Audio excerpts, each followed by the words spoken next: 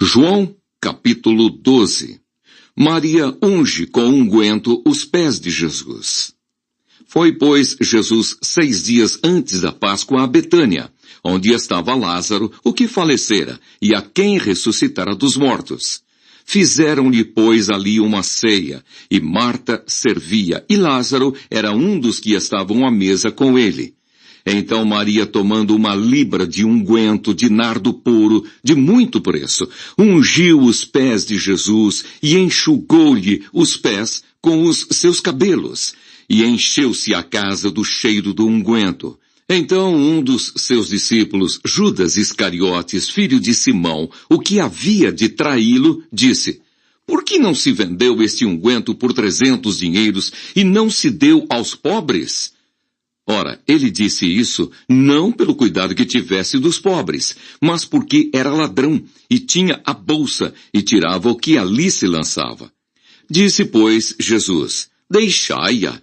Para o dia da minha sepultura guardou isto, porque os pobres sempre os tendes convosco, mas a mim nem sempre me tendes." E muita gente dos judeus soube que ele estava ali, e foram, não só por causa de Jesus, mas também para ver a Lázaro, a quem ressuscitara dos mortos. E os principais dos sacerdotes tomaram deliberação para matar também a Lázaro, porque muitos dos judeus, por causa dele, iam e criam em Jesus. A entrada triunfal de Jesus em Jerusalém. No dia seguinte, ouvindo uma grande multidão que viera à festa que Jesus vinha a Jerusalém, tomaram ramos de palmeiras e saíram-lhe ao encontro e clamavam: "Hosana, bendito o Rei de Israel, que vem em nome do Senhor!"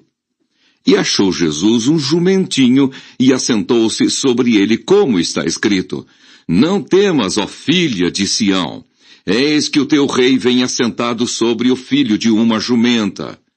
Os seus discípulos, porém, não entenderam isso no princípio, mas quando Jesus foi glorificado, então se lembraram de que isto estava escrito dele e que isso lhe fizeram. A multidão, pois, que estava com ele quando Lázaro foi chamado da sepultura, testificava que ele o ressuscitara dos mortos. Pelo que a multidão lhe saiu ao encontro, porque tinham ouvido que ele fizera este sinal. Disseram, pois, os fariseus entre si: "Vedes que nada aproveitais? Eis que todos vão após ele." Alguns gregos desejam ver a Jesus. Ora, havia alguns gregos entre os que tinham subido a adorar no dia da festa. Estes, pois, dirigiram-se a Filipe, que era de Betsaida, da Galileia, e rogaram-lhe, dizendo: "Senhor, queríamos ver a Jesus." Filipe foi dizê-lo a André, e então André e Filipe o disseram a Jesus. E Jesus lhes respondeu, dizendo: "É chegada a hora em que o Filho do Homem há de ser glorificado. Na verdade vos digo que, se o grão de trigo caindo na terra não morrer, fica ele só. Mas se morrer, dá muito fruto. Quem ama a sua vida, perdê-la-á. E quem neste mundo aborrece a sua vida, guardá-la-á para a vida eterna. Se alguém me serve, siga-me. E onde eu estiver, ali estará também o meu servo. E se alguém me servir, meu Pai o honrará. Agora a minha alma está perturbada. E que direi eu? Pai, salva-me desta hora, mas para isso vim a esta hora. Pai, glorifica o teu nome." Então veio uma voz do céu que dizia: "Já o tenho glorificado e outra vez o glorificarei." Ora, a multidão que ali estava e que a tinha ouvido dizia que havia sido um trovão. Outros diziam: "Um anjo lhe falou." Respondeu Jesus e disse: "Não veio esta voz por amor de mim, mas por amor de vós. Agora é o juízo deste mundo. Agora será expulso o príncipe deste mundo. E eu, quando for levantado da terra, todos atrairei a mim." E dizia isso significando de que morte havia de morrer. Respondeu-lhe a multidão: "Nós temos ouvido da lei que o Cristo permanece para sempre. E como dizes tu que convém que o Filho do Homem seja levantado? quem é esse filho do homem? Disse-lhes, pois, Jesus: a luz ainda está convosco por um pouco de tempo. Andai enquanto tendes luz, para que as trevas vos não apanhem, pois quem anda nas trevas não sabe para onde vai. Enquanto tendes luz, crede na luz, para que sejais filhos da luz. Essas coisas disse Jesus, e retirando-se, escondeu-se deles.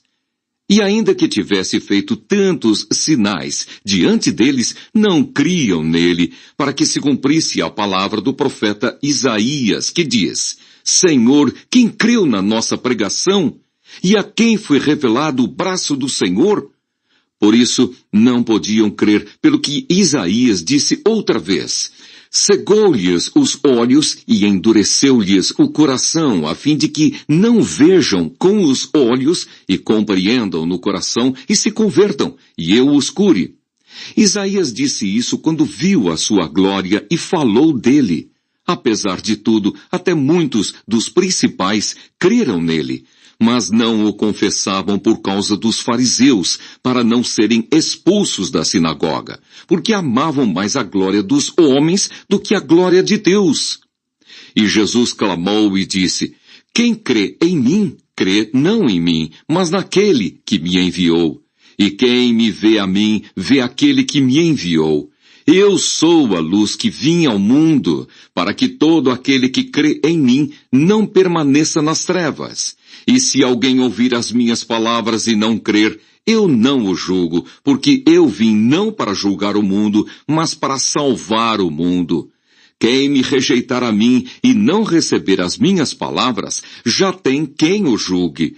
A palavra que tenho pregado, essa o há de julgar no último dia, porque eu não tenho falado de mim mesmo, mas o Pai que me enviou, ele me deu mandamento sobre o que hei de dizer e sobre o que hei de falar.